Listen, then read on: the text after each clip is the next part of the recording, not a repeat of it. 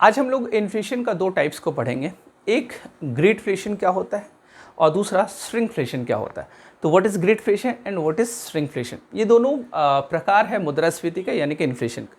Inflation क्या होता है वो मैंने आपको कई बार बताया भी है, जिनको नहीं पता होगा आप जाके वीडियो देख सकते हैं। पूजा मैम ने भी पढ़ा है इन्फ्लेशन क्या होता है। तो आम बोलचाल में हम लोग क्या कहते हैं, महंगाई बोल देते हैं ना। आम बोलचाल में हम लोग क्या बोलते हैं, महंगाई। टेक्निकली वो सही नहीं होता है, लेकिन आम बोलचाल में हम लोग प्रयोग कर देते हैं महंगाई, कि किसी भी वस्तु या फिर सेवाओं के मूल्यों में वृद्धि होती है तो उसको हम लोग क्या बोलते हैं, इन्फ्लेशन बोलते हैं, मुद्रास्फीति बोल देते हैं।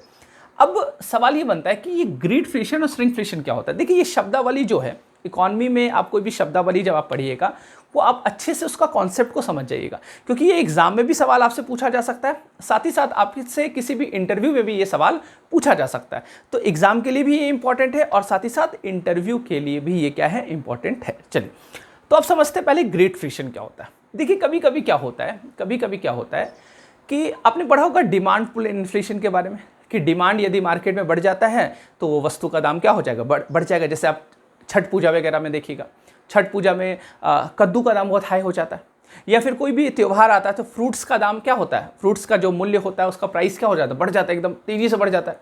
जो मान लेते कोई सेब है, एप्पल है, वो 100 रुपया किलो नॉर्मल डे में दे रहा है, अचानक से दिखेगा कोई पर्व त्यौहार आएगा तो 150 रुपया किलो देने लगेगा।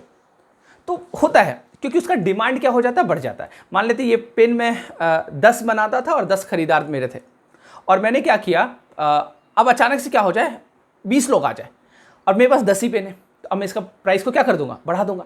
तो वही होता है। तो जैसे डिमांड बढ़ता है उससे क्या हो जाता है, प्राइस है ना, प्राइस क्या हो जाता है, बढ़ जाता है। या फिर कभी कभी आप देखिएगा कॉस्ट बढ़ने की वजह से जो लागत होता है उसमें वृद्धि होने की वजह से भी वस्तु का दाम, अंतिम वस्तु का दाम क्या हो जाता है, वो महंगा हो जाता है। जैसे मान लेते हैं ये पेन बनाने में मुझे मान लेते हैं 9 रुपया लगता था, सब चीज़ खर्च होके 9 रुपया लगता था, इसका जो रॉ मटेरियल वगैरह जो कच्चा माल होता है वो सब मिला के 9 रुपया लगता था। मैं 10 रुपये में बेचता था, 1 रुपया लाभ कमा के। कल को क्या हो जाए, मुझे ये पेन बनाने में ही 10 रुपया लगे, इसका कच्चा माल जो है ये महंगा हो जाए, जो रॉ मटेरियल जो इसमें सामान लग रहा है वो महंगा हो जाए, तो अब मैं क्या करूँगा, 10 रुपये मुझे बनाने में लग रहा है तो मुझे लाभ कमाना है, तो 1 रुपया मैं फिर बढ़ा दूंगा, 11 रुपया। तो अब क्या हुआ कि डिमांड नहीं बढ़ा, लेकिन तब उसके बावजूद भी क्या हो गया, इसका प्राइस क्या हो गया, बढ़ गया। तो ये क्या होता है, कॉस्ट है ना, कॉस्ट बढ़ने की वजह से ऐसा होता है, तो कॉस्ट पुश इन्फ्लेशन उसको बोलते हैं। तो खैर, अब देखिएगा क्या होता है कि अब ऐसा सिचुएशन हो जाए जहां पे ना डिमांड में कोई चेंजिंग आए, ना ही कॉस्ट में कोई बदलाव आए, लेकिन उसके बावजूद कोई कंपनी जो है वो अपना प्रोडक्ट को क्या कर दे, उसका दाम बढ़ा दे, है ना, उसके मूल्य में वो क्या कर दे, वृद्धि कर दे, उसको प्राइस को इंक्रीज कर दे। मतलब ऐसा सिचुएशन जब क्या हो, डिमांड, सप्लाई, इनमें कोई भी बदलाव ना हो, है ना, सब जस का तस है। मतलब अर्थव्यवस्था में कोई भी व्यापक परिवर्तन देखने को नहीं मिल रहा है, इकॉनमी में कोई भी मेजर चेंजेस नहीं हो रहा है। उसके बावजूद क्या करे, कोई कंपनी, मान ले कोई चॉकलेट बनाने वाली कंपनी है ना, या फिर कोई भी कंपनी है, वो क्या करे, अपने प्रोडक्ट के प्राइस को क्या कर दे, बढ़ा दे। या फिर कोई कंपनी अपने जो सर्विस वो प्रदान करता है, जो सेवा वो प्रदान करता है, उसमें वो वृद्धि कर दे, है ना। तो ऐसे सिचुएशन को हम लोग क्या कहते हैं, ऐसे सिचुएशन को ग्रीडफ्लेशन बोलते हैं। और ये कंपनी ये अपना प्राइस क्यों बढ़ाया, तो अपना प्रॉफिट कमाने के लिए, मतलब प्रॉफिट के उद्देश्य से।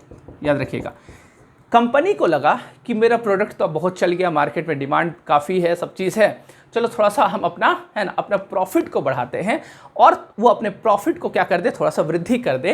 तो ऐसे सिचुएशन को हम लोग बोलते हैं ग्रीडफ्लेशन। तो आप समझ गए, तो ग्रीडफ्लेशन किस सिचुएशन को कहा जाएगा, जब मार्केट में, इकॉनमी में कोई भी बदलाव नहीं हो, कोई व्यापक चेंजेस ना हो, उसके बावजूद कंपनी क्या करे, अपने प्रोडक्ट में, अपने गुड्स या सर्विसेज को क्या कर दे, बढ़ा दे। तो उसको हम लोग क्या बोलते हैं, ग्रीडफ्लेशन, है ना।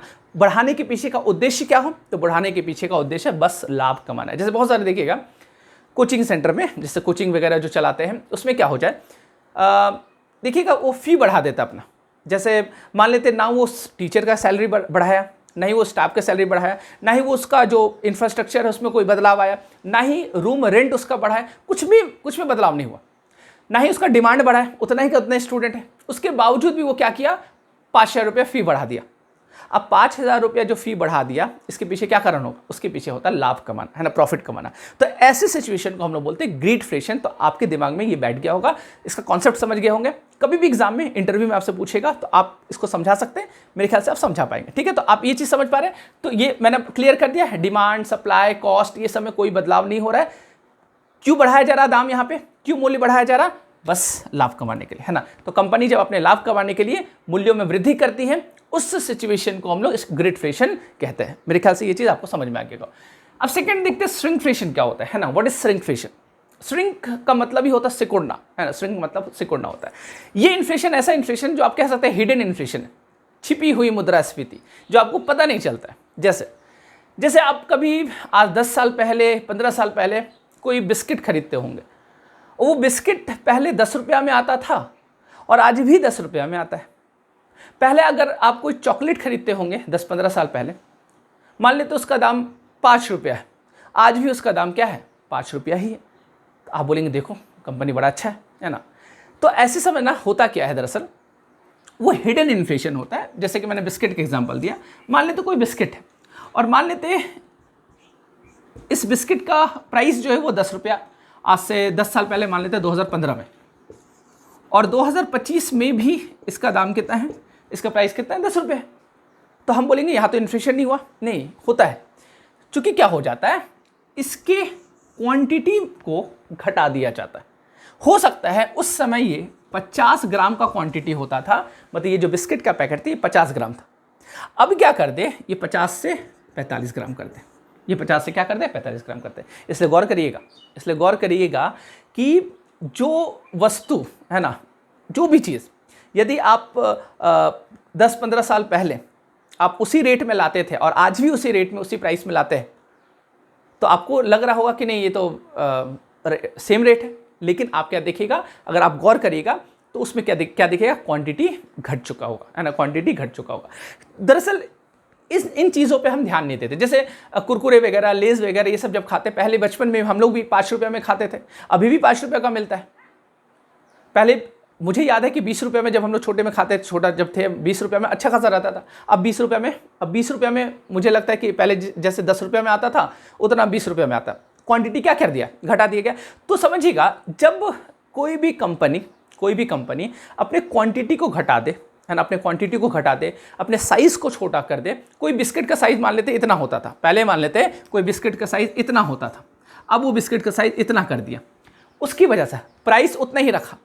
तो मैंने क्या बताया, क्वांटिटी घटा दे, अपने साइज़ को घटा दे, तो उस सिचुएशन को हम लोग क्या बोलते हैं, श्रिंकफ्लेशन। उस सिचुएशन को हम लोग क्या बोलते हैं, श्रिंकफ्लेशन।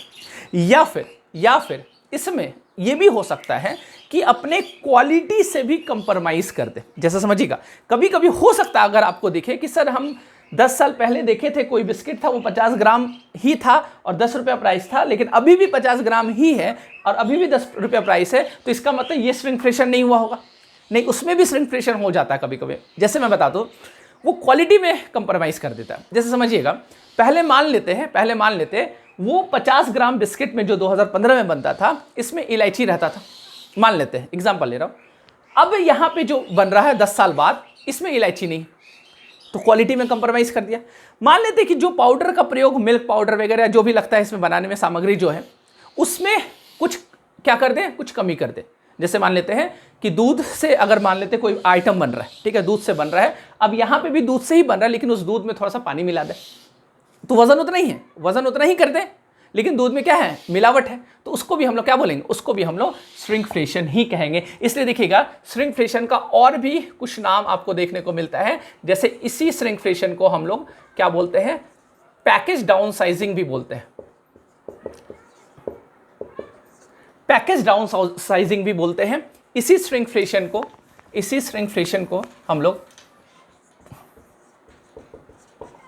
वेट आउट भी कहते हैं, और इसी श्रिंकफ्लेशन को हम लोग प्राइस पैकेज आर्किटेक्चर भी कहते हैं। मतलब इसी श्रिंकफ्लेशन का पैकेज डाउन साइजिंग भी नाम है, वेट आउट भी नाम है, प्राइस पैकेज आर्किटेक्चर भी नाम है। तो आप देखिएगा, बहुत सारा चॉकलेट भी ऐसा पहले आता था, जो कि 5 रुपया में आता था, आज भी आता है। बहुत सारे चॉकलेट्स है जो 1 रुपया में आता था, अभी भी आता है, लेकिन वो क्या हो गया, कम कर दिया। लेकिन इसमें क्या है, सरकार को ये इसमें एक कठोर कदम भी उठाना चाहिए, जैसे कि साउथ कोरिया जैसा देश ने किया है। उसने क्या किया कि आप अपने जो पैकेजिंग, आपका जो पैकेज रहता है, पैकेजिंग जो रहता है, उसमें आप उसका वजन लिखिए। तो हमारे यहाँ भी तो लिखा जाता है, हर जगह लिखा जाता है, लेकिन उसमें ये लिखिए कि बिफोर एंड आफ्टर, मतलब पहले कितना था आपको लिखना पड़ेगा कि पहले मेरा 50 ग्राम था इसका वजन, अब 45।